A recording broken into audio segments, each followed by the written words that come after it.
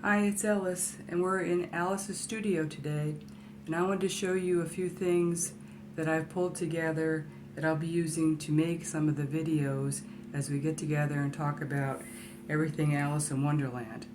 So if you saw this week's episode introducing Down the Treacle Well and the book cover, you've seen some of this stuff. So if you did see that episode, you saw that I had a Hatter hat and some Hatter gloves, and I have a few pairs of Hatter glasses. These are the ones I wore for the first episode, but I have a few other ones that we'll be trying out, and the cool ones with the shades.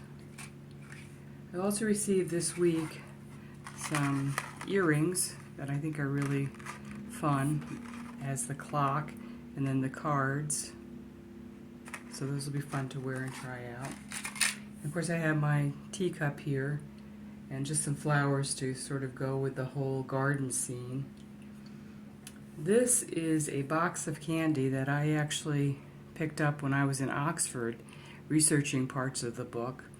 And this is from, I think it's called Alice in Wonderland Shop, and it's on a main street in Oxford. And it's a tin of barley sugars, which is a candy from Victorian times. It's popular. And this was Alice's favorite candy. Recall that Alice was a real girl, and so they'd still produce this, and you can still get it. So I have that as a souvenir. And this little guy here I got on Etsy, and he's going to stand in for my Cheshire Cat. We have that. And of course, if you did see the premiere episode that I did of Alice's Studio, you would have seen this, the book cover for Down the Treacle Well. The other thing I wanted to show today is a board that I have had for quite a few years that was inspiration for writing the book. And I had this in my office over the years when I was writing Down the Treacle Well. And you can see that it has some images that were from Tennille's original drawings. Here we have Alice with the flamingo and Alice with her back turned, the white rabbits over here, Cheshire Cat down here, and of course the Mad Hatter. In between all of those, we have some pictures of Lewis Carroll, also known as Charles Dodgson.